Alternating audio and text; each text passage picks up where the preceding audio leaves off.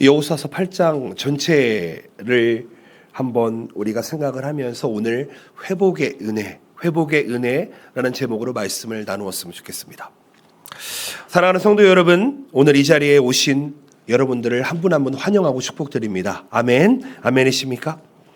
여러분 혹시 오늘 아침에 교회 오시는 길에 오늘 목사님 말씀은 어떤 말씀일까 이렇게 기대하고 오신 분 혹시 있으십니까?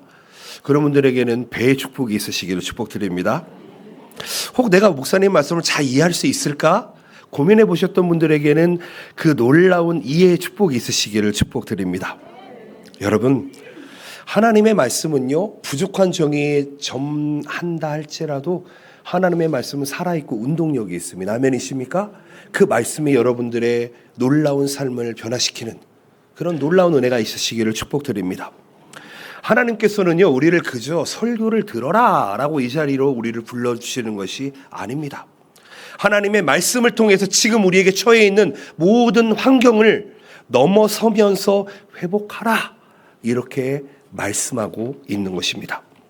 우리는 지금 대림절 3주차를 보내고 있습니다. 대림절은 대강절이라고도 하고요. 예수님께서 이 땅에 오신 그 놀라운 사건을 기다리면서 우리의 마음을 준비하는 시기입니다. 여러분들 다들 느끼시겠지만 여기 미카와시마 역 주변을 이렇게 걸어가면은요, LED 일루미네이션이 이렇게 쫙 펼쳐져 있습니다. 이게 겨울만 되면 아주 너무 멋지게 되어 있습니다. 크리스마스가 되면 거리에는 많은 반짝이는 불빛들로 가득하지만 때로는요, 크리스마스임에도 불구하고 그 기쁨을 누리지 못하고 소외된 사람들이 있습니다. 마음속에 어둠이 있는 사람들이 있다는 것입니다. 여러분, 우리가 지금 대림절을 보내고 있는데, 대강절을 보내고 있는데, 이것은 우리가 화려한 장식을 바라보는 시간이 아니라 우리의 삶 속에 빛으로 임하실 예수님을 간절히 기다리는 시간이 되어야 하는 줄로 믿습니다. 오늘은 여호수아 8장 말씀을 중심으로 실패에서 회복으로 그리고 승리로 나아가는 이스라엘 백성들의 이야기를 나누었으면 좋겠습니다. 이스라엘 백성들은 요단강을 건너고 나서 여리고를 점령을 했습니다. 그리고 여리고를 점령을 하고, 여리고 성은 큰 성이었거든요. 그러고 나서 다음 성을 점령하러 가는데 아이성이라는 아주 작은 성이었습니다. 그런데요, 큰 성인 여리고 성은 점령했음에도 불구하고 아이성에서 실패하게 됩니다. 그런데 그 실패의 원인이 무엇이었습니까? 지난주 말씀에 아간이라는 사람이 하나님의 명령을 어기고 멸절해야 될 것들을 자기의 수입으로 삼았습니다. 그 이후로 아이성 전투에 실패하게 됩니다. 그런데 그 이후에 오늘 8장을 통해서 하나님께서는 그 아이성 전투의 실패 이후에 하나님께서 이스라엘 백성들을 다시 세우시고 승리를 허락하신다라는 내용으로 이끌어가고 계십니다. 여러분, 이 자리에 모인 여러분, 우리의 삶을 한번 돌아보는 시간이 되었으면 좋겠습니다. 하나님께서는 여전히 우리의 실패를 넘어서 회복과 승리로 나아가기를 원하시는데, 아직도 나는 내 실패에서, 내 실수에서 낭망하고 있지는 않는지 돌아보셨으면 좋겠습니다. 여러분, 이 대강절 3주차에 하나님의 은혜로 우리의 삶도 새롭게 되시기를 예수님의 이름으로 축복드립니다. 말씀 속에 함께 들어가 봤으면 좋겠는데요. 여러분, 오늘 하나님께서 어떤 은혜를 나에게 주실까 마음을 활짝 여시고 여러분, 하나님의 말씀에 귀 기울여 보시기를 축복드립니다. 첫 번째입니다. 회복입니다. 여호수아 8장은요, 실패한 백성에게 다시 기회를 주시는 하나님의 회복의 은혜를 보여주고 있습니다. 하나님께서는 아이성 전투에서의 패배 이후에도 이스라엘 백성들을 포기하지 않으셨습니다. 여호수아에게 말씀하십니다. 두려워하지 말라. 놀라지 말아라. 여러분, 이것은 단순한 위로의 말씀이 아닙니다. 내가 너에게 새로운 기회를 줄 터이니 그 새로운 기회를 붙들고 나아가라 이야기하고 있는 것입니다. 히브리어 원문에 두려워하지 말라라는 단어가요, 현재형 명령으로 되어 있습니다. 즉 무슨 얘기입니까? 바로 지금 이 순간 두려움을 내려놓아라 이야기하고 있습니다. 아멘이십니까? 여러분, 바로 지금 이 순간 우리 안에 있는 두려움과 낙심과 어려움들을 모두 내려놓을 수 있으시기를 축복드립니다. 놀라지 말라 이렇게 이야기합니다. 이 단어는 움츠려들거나 기운을 잃지 말아라 이야기하고 있습니다. 즉 이 두 가지 표현은 실패로 인해서 마음이 위축된 여호수아 그리고 이스라엘 백성들에게 다시 일어나라, 그리고 하나님의 약속을 붙들어라 라고 하는 강한 메시지를 주고 있다는 것입니다. 하나님은 실패로 낙심한 백성들을 책망하지 않으셨습니다. 오히려 용기를 주시며 다시 한번 일어나라, 일어나라 사명을 주고 계십니다. 여기에서 중요한 점은 보라, 내가 아이 왕과 그의 백성과 그의 성읍과 그의 땅을 내 손에 넘겨주었으니, 이렇게 이야기하고 있습니다. 뭐라고요? 미리 넘겨주었다는 것입니다. 이미 하나님께서 승리를 보장하고 있다는 것입니다. 이스라엘 백성은 단순히 자신들의 노력으로, 자신들의 능력으로, 자신들의 병사 수로 전쟁에 나가는 것이 아니라 이미 약속된 승리를 향해 나아가는 것입니다. 사랑하는 성도 여러분, 실패라고 하는 것은요, 누구에게나 찾아옵니다.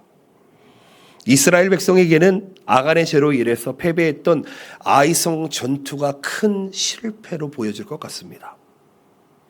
그러나 실패 가운데에서도 하나님은 이스라엘 백성들을 외면하지 않으셨다. 오히려 그들의 실패를 통해 교훈을 주시고 다시 일어설 기회를 주신다는 것입니다. 물어보겠습니다. 여러분, 실패하신 적 있으십니까? 저는 거의 매일 실패하는 것 같습니다. 거의 매일 낭망하는 것 같습니다.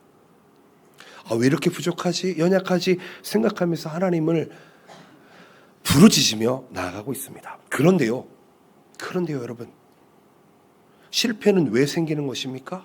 도전하기에 생기는 것입니다. 아멘이십니까? 도전하지 않는 사람은 실패도 없습니다. 이해가 되십니까? 신앙생활도요, 우리가 도전하고 하나님과 함께함으로 뛰어넘어야 함에도 불구하고 도전하지 않고 그 자리에 머무르려고 하는 그 자체가 실패임을 기억하셨으면 좋겠습니다. 하나님은요, 실패를 통해 교훈을 주십니다. 잠언 말씀에 이런 말씀이 있습니다. 대저 의인은 7번 넘어지더라도 다시 일어서려니와 악인은 재앙으로 말미암아 엎드려지느니라. 아멘이십니까? 여러분은 의인이십니까? 악인이십니까? 여러분 믿으셔야 됩니다. 우리는 의인입니다. 아멘이십니까? 우리가 죄인임은 분명하지만 우리는 예수 그리스도의 보혈로 덮인 자들입니다. 아멘이십니까? 그럼 그런 사람들을 하나님께서는 의인이다 칭하신다고 이야기하고 있습니다. 우리는 7번 넘어져도 어떻게 한다고요? 다시 일어선다고요. 악인은 어떻게 된다고요? 재앙으로 말미암아 엎드려진다고요. 우리가 의인으로 믿으시는 분들은 아멘 하시기 바랍니다. 우리가 의인으로 믿으시는 분들 다시 일어서시기를 예수님의 이름으로 축복드립니다. 사람은 넘어질 수 있습니다. 그러나 중요한 것은 그 실패 속에서 하나님의 손길을 붙드냐 붙든지 않냐, 그 차이일 뿐입니다. 하나님은 백성들에게 다시 한번 기회를 주십니다. 철저히 하나님의 말씀대로 행할 것을 요구하십니다. 이것은 단순한 회복이 아니라 하나님과의 관계가 회복되는 것이고 온전한 순종을 통해 승리를 이루어가는 과정이 된다는 것입니다. 사랑하는 성도 여러분, 우리가 인생 살아가는데 실패는 여러분 불가피합니다. 실패하지 않는 인생은 없습니다. 누구나 실패합니다. 그러나 실패하더라도 다시 일어나냐, 일어나지 않느냐의 차이일 뿐입니다. 신앙생활이나 개인적인 삶의 영역에서 넘어지는 순간은 누구나 있습니다. 하지만 하나님은 우리의 실패 속에서 새로운 기회를 허락하시는 분이시다. 우리의 실패는 끝이 아니라 하나님의 은혜가 시작되는 시작점이다 라는 것으로 여러분 생각을 전환시켜 보시길 바랍니다. 예를 들어 볼까요? 제가 일본 선교를 처음 시작했을 때 이런 얘기를 많이 들었습니다. 일본은 선교사의 무덤이다. 이런 얘기 들어보셨습니까? 일본을 미전도 종족이다 라고 이야기합니다. 왜 그러냐면 일본의 크리스천 인구가 한 0.8% 정도밖에 되지 않기 때문입니다. 이 0.8%는요 개신교를 이야기합니다. 가톨릭, 성공회, 그리고 프로테스탄트 2단까지 포함된 숫자가 0.8%입니다. 프로테스탄트, 우리가 얘기하는 우리 교회, 우리 개신교 교회 있잖아요. 기독교. 프로테스탄트 교회가 0.4%라고 이야기합니다. 그러면서 일본 선교는 미전도 종족이니까 우리가 선교해도 안 돼. 이렇게 얘기하시는 분들이 너무 많습니다. 근데 저는 그 얘기를 들으면서 오히려 오기가 생기더라고요. 안 되니까 해야죠. 안 되니까 내가 먼저 가서 헌신해야죠. 그렇지 않습니까? 결과적으로 보면은 안 되는 것처럼 보이지만 하지 않으니까 안 되는 겁니다. 하나님은 지금도 그 사람을 찾고 계시는데 내가 결과적으로 일본은 이런 나라야 라고 하는 선입견에 쌓여서 하나님이 어떤 분이신지를 모르기 때문에 우리는 그 실패에 머물러 있다는 것입니다. 여러분, 일본 선교는 많은 도전과 어려움을 안고 있는 것은 맞습니다. 사람들의 마음이 닫혀 있고 전도의 열매가 당장 보이지도 않습니다. 그런데 하나님은 일본을 향한 우리의 헌신을 통해 역사하시는 분이신 줄로 믿습니다. 우리 동경복음교회를 통해서 우리 한 사람 한 사람을 통해서 역사하시는 줄로 믿습니다.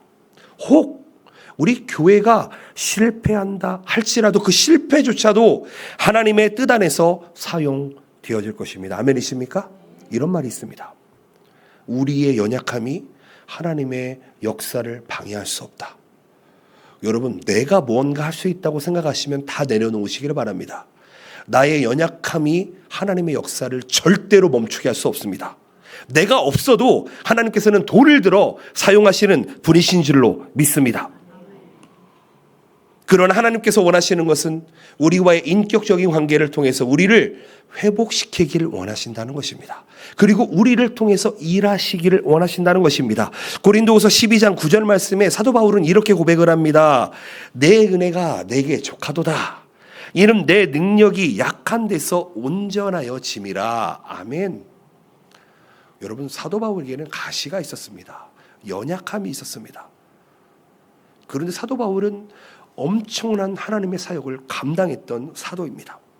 여러분, 하나님의 능력은 언제 나타납니까? 바로 우리의 실패와 연약함 속에서 나타나는 줄로 믿습니다. 아멘이십니까? 내가 연약하다, 내가 실패했다, 그때가 하나님이 일하시는 시간인 줄로 믿습니다. 우리 동경복음교회가, 우리 가정이 어려움 속에서 믿음으로 나아갈 때 하나님께서는 새로운 승리의 길을 열어주시는 분이신 줄로 믿습니다. 사랑하는 성도 여러분, 하나님의 은혜는 우리의 실패했을 때 나타납니다. 여호수아와 이스라엘 백성이 하나님의 음성을 따라 다시 일어났던 것처럼 우리도 하나님의 약속을 붙들고 실패를 넘어서는 믿음을 가지시기를 축복드립니다. 이 대림절 대강절에 예수 그리스도의 탄생을 기다리면서 우리의 실패와 낙심을 예수 그리스도의 십자가 앞에 내려놓으시기를 바랍니다. 회복의 은혜를 구하시기를 부탁드립니다. 하나님께서는 말씀하십니다. 뭐라고요? 두려워하지 말라, 놀라지 말라, 내가 너를 회복시킬 것이라. 아멘. 하나님의 약속을 믿으며 다시 일어서는 모두가 되시기를 예수님의 이름으로 축복드립니다. 아멘. 두 번째로는 생각해 볼 수 있는 게 승리입니다. 여호수아 8장은요, 하나님의 명령이 철저히 순종했더니 승리를 거뒀다라는 이스라엘 백성의 스토리입니다. 하나님께서는 여호수아와 백성들에게 구체적인 전술과 전략을 알려주셨고 이스라엘 백성들은 거기 숟가락만 얹고 그 지시를 따랐을 뿐입니다. 이것은 단순한 인간의 경험과 전술이 아니라 하나님의 계획과 명령에 대한 온전한 순종에서 비롯되었습니다. 오늘 히브리 원문에 보면은요, 매복이라는 단어가 나오는데요, 이 단어는 은밀히 숨어서 기다린다라는 뜻을 가지고 있습니다. 근데 이것은 단순히 군사적인 전략을 의미하는 단어뿐 아니라 하나님의 때를 은밀히 숨어서 기다려라라고 하는 신앙적 자세를 이야기하고 있는 것입니다. 우리가 눈으로 보았을 때에는, 우리가 겉으로 생각했을 때에는 안 되는 것처럼 보이지만 여러분, 지금 우리가 어떻게 해야 된다고요? 은밀히 숨어서 기다려야 할 때인 줄로 믿습니다.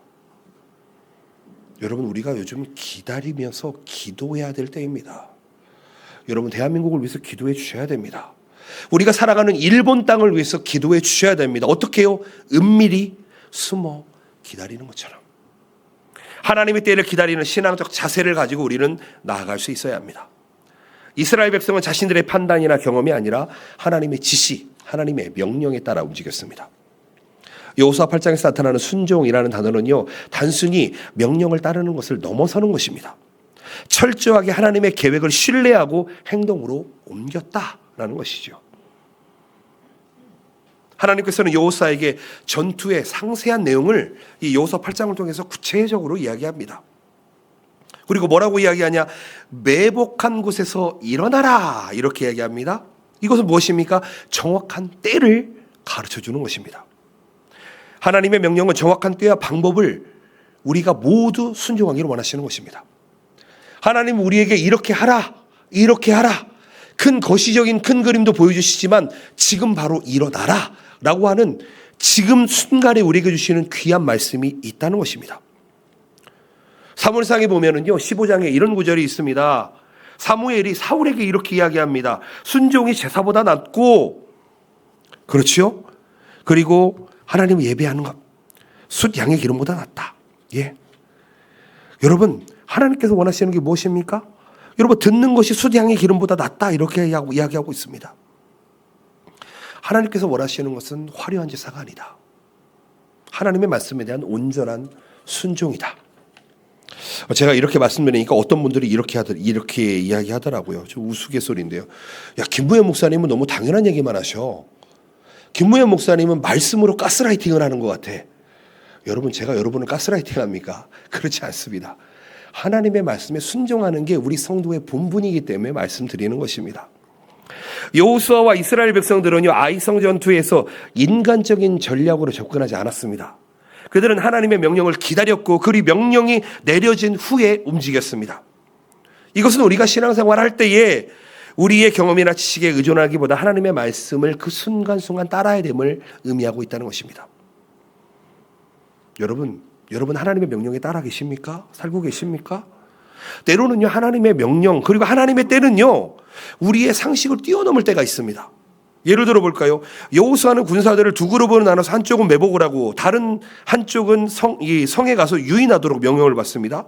근데 이런 방법이 일반적인 전투 방식과 조금 다르지 않나 생각을 해봅니다. 그런데 신기한 것은 여호수아는 그때와 방법을 정확하게 따랐다는 것이지요. 그리고 어떻게 됐습니까? 완벽한 승리를 거머쥐었습니다.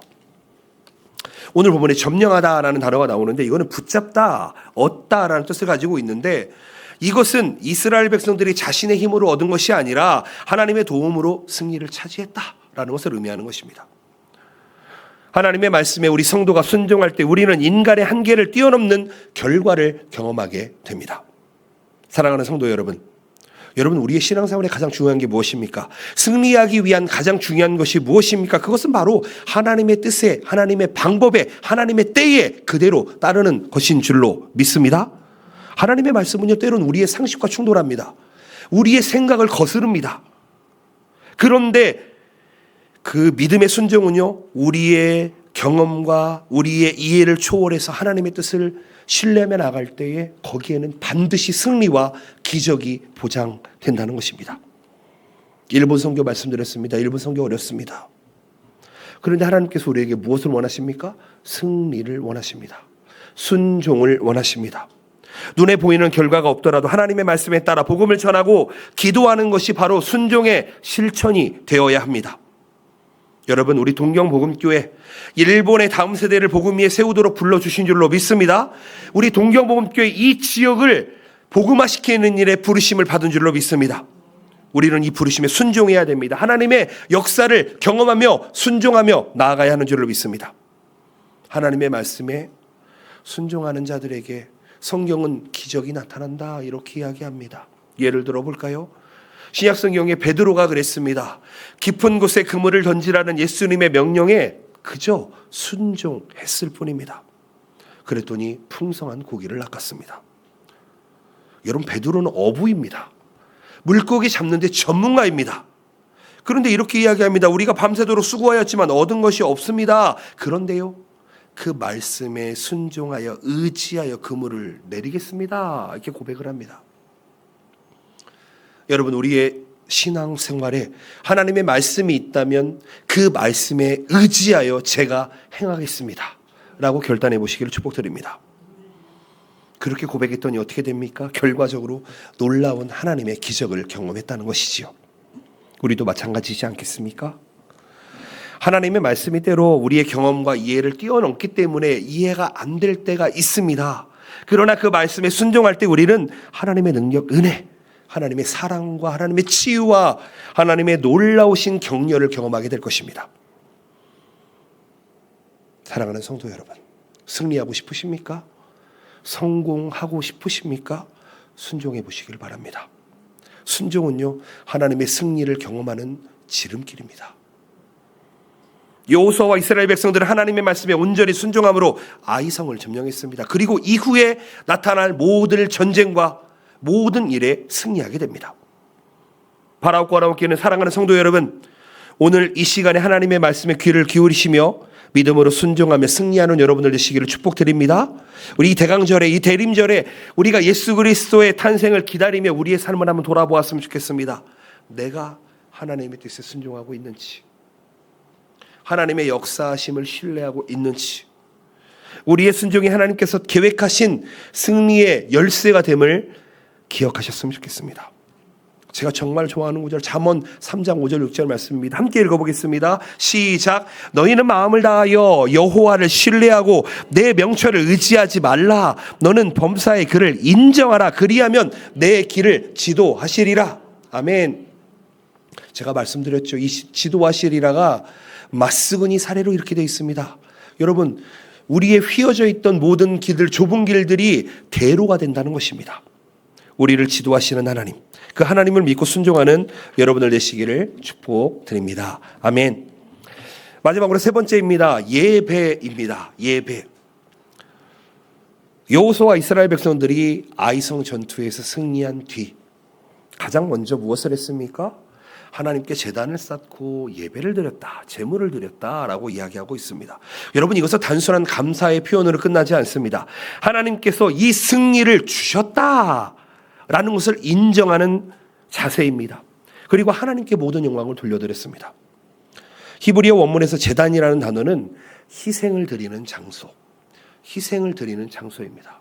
여러분, 우리는 오늘 이 자리에서 예배를 드리고 있습니다. 우리의 제단을 쌓고 있다는 것입니다. 여러분은 지금 이 자리에서 어떤 희생을 드리고 계십니까? 여러분, 제단이라는 것은 단순히 돌을 쌓아놓은 구조물이 아닙니다. 하나님께 헌신과 순종을 표현하는 신앙적 행위를 이야기합니다. 그리고 이 제단이 뭐라고 이야기합니까? 쇠 연장으로 다듬지 않은 새 돌로 만들어졌다, 이렇게 이야기합니다. 무슨 얘기입니까? 사람이 만든 게 아니고 사람의 기술이나 장식이 아니라 하나님께서 창조하신 자연 그대로의 것을 사용해서 하나님의 거룩함을 드러냈다는 것입니다. 사랑하는 성도 여러분, 예배는요, 단순한 종교적 의식이 아닙니다. 우리의 삶과 믿음을 하나님께 드리는 행위입니다. 저는 신학을 하면서요, 대학원 과정에서 THM 과정 속에서 논문을 썼습니다. 저는 구약을 전공했기 때문에 구약에 관련해서 어떤 내용으로 논문을 쓸까 고민하고 있었는데, 저는 예배에 대한 마음이 정말 제 마음속에 많이 있습니다. 어떠한 예배를 드려야 하는지, 성도로서, 목사로서, 선교사로서, 사역자로서 우리가 어떤 예배를 드려야 되는지, 그 예배의 방향성과 그 자세에 대해서 논문을 썼습니다. 나중에 꼭 여러분들과 이 내용을 가지고 꼭 성경 공부를 한번 했으면 좋겠습니다. 그러면 우리가 이 예배가 얼마나 중요한지를 깨닫게 될 것이고, 이 예배를 통해 하나님의 구원과 하나님의 은혜와 하나님의 능력이 나타남을 여러분 깨닫게 될 것입니다. 이스라엘 백성들의 예발산에서 제단을 쌓고 번제와 화목제를 드렸다, 이렇게 이야기합니다. 그들이 하나님의 은혜에 대한 감사와 헌신을 표현했다는 것이지요. 여러분, 번제 아시다시피 번제는 모든 것을 태워서 드리는, 향기를 올려 드리는 것입니다. 여러분, 히브리어로 어떤 단어냐면 올라라는 단어를 씁니다. 뭐라고요? 태워서 올려 드린다고요. 올라. 완전히 타오르다라는 뜻을 가지고 있습니다. 즉 무슨 얘기입니까? 우리의 삶 전체를 완전히 태워서 하나님께 드려라라는 것이지요. 화목제는 무엇입니까? 하나님과의 관계를 회복하고, 그리고 또 이웃과의 관계를 회복하라라는 뜻입니다. 이 화목제는 이 히브리어로 샬렘이라는 단어를 사용합니다. 어디서 많이 들어봤죠? 샬렘, 샬롬, 샬렘. 예, 그렇죠? 무슨 단어입니까? 평화, 완전함이라는 단어입니다. 즉 무엇을 이야기합니까? 예배는 단순히 우리의 의무를 다하는 것이 아니라 하나님과의 관계에 감사하며 그분과의 관계를 새롭게 하는 시간이며, 자신을 완전히 태워서 드리며 하나님과의 관계를 평화롭게 만드는 것이다. 여호수아 8장에서 이스라엘 백성들은 전쟁에서 승리를, 그것이 하나님의 선물이다라고 인정했습니다. 그리고 예배를 통해서 응답했습니다. 이거 단순히 감사의 행위로 끝나는 것이 아니었습니다. 이들은 신앙의 중심을 하나님께 두겠다는 결단을 가지고 나아갔다는 것입니다. 이와 같은 모습이 다윗의 예배의 모습에도 나옵니다. 역대상에 보면 16장에 이렇게 이야기합니다. 여호와의 이름에 합당한 영광을 그에게 돌릴지어다. 제물을 들고 그 앞에 들어갈지어다. 아름답고 거룩한 것으로 여호와께 경배할지어다. 이렇게 이야기합니다. 뭐라고요? 여러분, 희생을 가지고 나아가야 한다는 것입니다. 헌신을 가지고 나아가야 한다는 것입니다. 하나님의 이름에 합당한 것을 하나님께 돌려야 한다는 것입니다. 다윗은 이 예배를 통해서 하나님께 모든 영광을 돌리고 자신의 모든 것을 하나님께 의탁했다는 것입니다. 사랑하는 성도 여러분, 우리가 드리는 예배는요, 우리 삶 속에서 하나님의 승리를 인정하는 행위가 되어야 됩니다. 하나님의 승리에 감사하는 행위가 되어야 합니다. 단지 주일 오전 1시간 예배 드리는 것으로 끝나는 게 아니다라는 것입니다. 우리의 삶 전체가 하나님께 드려지는 예배가 되어야 한다는 것이지요. 제가 계속 말씀드리지만 예배라고 하는 단어는 히브리어로 에베드라는 명사형 동사이지요. 명사입니다. 근데 이게 동사가 되면 아바드라는 단어가 되는데 이 단어는 경작하다, 일하다 라는 단어입니다. 이 단어가 예배하다라는 단어와 이어진다는 것입니다. 지금 무슨 이야기입니까? 주일날에 드려지는 한 번의 예배가 전체 예배가 아니고 우리가 살아가는 모든 삶이 하나님 앞에 예배가 되어야 한다라는 것을 의미하는 것입니다. 아멘이십니까? 여러분, 집에서 기도하는 것이, 가정에서 기도하는 것이 예배가 됩니다. 우리 직장에서 성실함으로 살아가는 것이, 정직함으로 살아가는 것이 예배가 된다는 것입니다. 우리가 교회 안에서, 사역 안에서 봉사하고 헌신하는 것이 예배가 된다는 것이죠. 하나님은 우리의 외적인 모습이나 형식에 관심이 없으십니다. 하나님이 원하시는 것은 우리의 전심과 헌신이 되는 줄로 믿습니다. 요한복음 4장 24절 말씀, 유명한 말씀이지요. 하나님은 영이신 예배하는 자가 영과 진리로 예배할지니라. 하나님께서 예배하는 자를 찾으시는데 뭐로 예배를 드린다고요? 영과 진리로 예배한다고요. 옛날 성경에는 뭐라고 되어 있습니까? 진정과 신령으로 이렇게 되어 있습니다. 하나님께 드리는 예배는 영적인 헌신과 하나님의 말씀인 진리 안에서 그 삶 안에서 예배를 드려야 한다는 것입니다.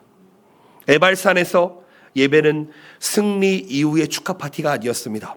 앞으로의 모든 전쟁에서도 하나님의 인도하심을 간구하는 행위였다는 것입니다. 여러분, 좀 더 넓게 보시기를 바랍니다.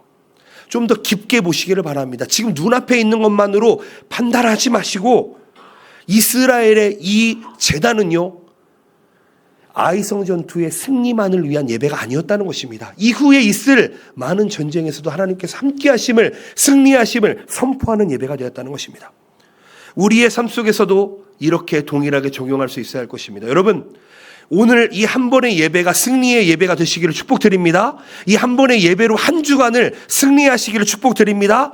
그 승리가 우리에게 보장되었음을 믿으시기를 축복드립니다. 우리 안에 있는 네거티브, 부정적인 것들은 모두 다 잘라내 보시기를 예수님의 이름으로 축복드립니다.